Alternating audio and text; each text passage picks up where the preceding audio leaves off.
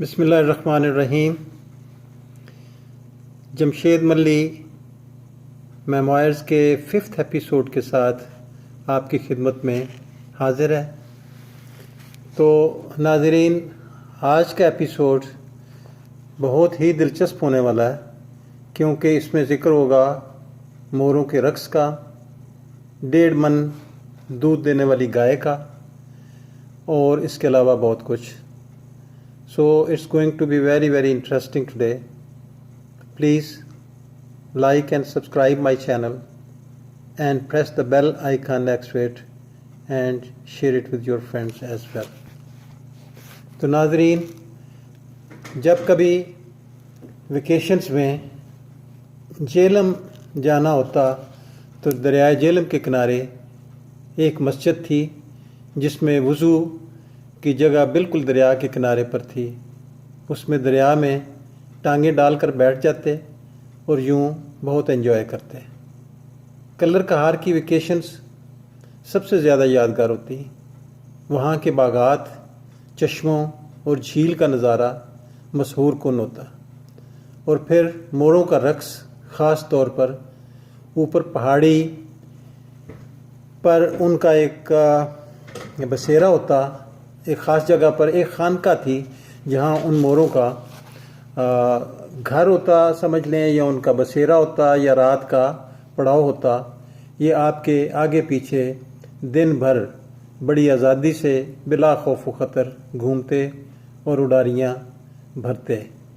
ایک کہانی مشہور تھی کہ ایک انگریز جوڑے نے ایک دفعہ ایک مور کو گولی مار کر شکار کیا تھا، جو موقع پر ہی اندھا ہو گیا تھا۔ یعنی مور تو مر گیا، لیکن وہ جوڑا جس نے فائر کر کے مارا تھا وہ اندھا ہو گیا۔ تب سے کبھی کسی نے موروں کو نقصان پہنچانے کی کوشش نہ کی۔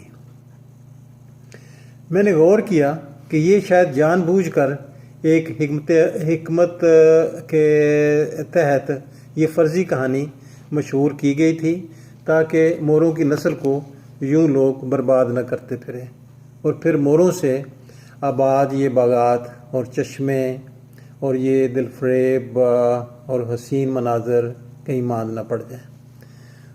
لہذا موروں کی ایک کثیر تعداد آپ کے ارد گرد رقص کرتی پھرتی، اور یوں آپ اس سارے ماحول سے لطف اندوز ہوتے۔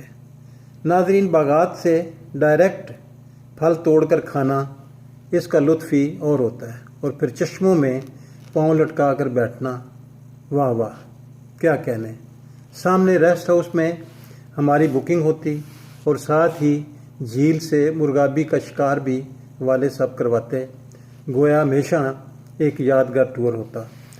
ایک اور جگہ جلال پور شریف پولیس اسٹیشن بھی تھی، جہاں والد صاحب کے پاس چھٹیوں میں جاتے۔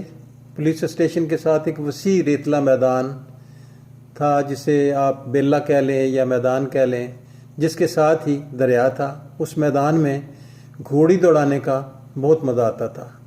ویورز، مجھے گھوڑ سواری کا بہت شوق تھا، اور اس کا میں نے بھرپور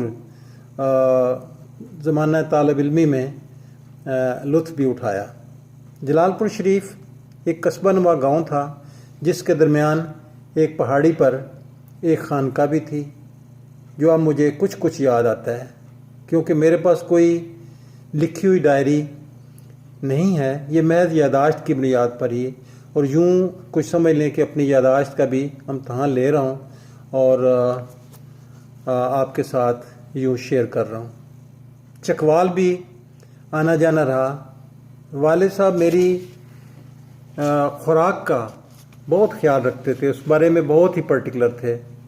ایک دکان پر انہوں نے میرے لیے دودھ جلیبیاں لگوائی ہوئی تھی، جبکہ دوسری دکان پر دہی کا بڑا پیالہ خوب چینی ڈال کر تیار ہوتا۔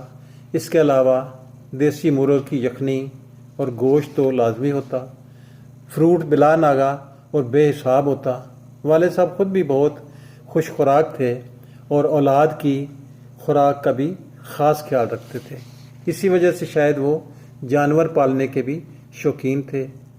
جب وہ پرائم منسٹر ذوالفقار علی بھٹو کے زمانے میں پی ایم ہاؤس پولیس کے انچارج تھے، تو انہوں نے P M house dairy farm سے ایک آسٹریلین گائے حاصل کی جو ہمارے پاس بہت سال رہی، اور اس کی مزید کئی نسلیں ہم نے حاصل کی اور رشتہ داروں اور دوست احباب کو اس کے بچے جو ہے وہ بھی گفٹ کیے۔ ناظرین، وہ بہت اعلیٰ نسل کی گائے تھی جو دن میں 3 بار دودھ دیتی تھی اور تقریباً 1.5 من یومیہ دودھ ہوتا تھا، اور ہمارا ملازم جو اسے سنبھالتا تھا دودھ دھوتے ہوئے اس کے ہاتھ جواب دے جاتے تھے۔ ایسی گائیوں کا دودھ عام طور پر مشین سے دھویا جاتا ہے جو شاید پی ایم ہاؤس میں تو دستیاب ہوں، مگر ہمارے ہاتھ سے ہی ہمارے پاس تو وہ مشین نہیں تھی، ہم ہاتھ سے ہی اس کو دھوتے تھے، جو یقیناً ایک بہت مشکل کام تھا۔ تو اس گائے کے ساتھ بھی ہم نے اور اس کا دودھ بھی بہت ہم نے انجوائے کیا، اور اس کے بچڑے بھی پالنے کا بھی خوب مزہ تھا، اور اس کو پھر بانٹنا ادھر ادھر رشتہ داروں میں اور دوست احباب میں، یہ بھی ایک بہت زبردست ایکٹیویٹی ہو۔ تو بہت اس کی ڈیمانڈ بھی ہوتی تھی کہ جی اب یہ بچڑا ہمارا، اور یا یہ نہیں تو پھر اگلا ہمارا، تو اس لحاظ سے وہ باریاں مقرر ہوتی تھی اور وہ ہم بانٹتے رہتے۔ تو اسی کے ساتھ ہی آج کا ایپیسوڈ جو ہے وہ اختتام پذیر ہوتا ہے۔ اگلے ایپیسوڈ تک اجازت دیجیے۔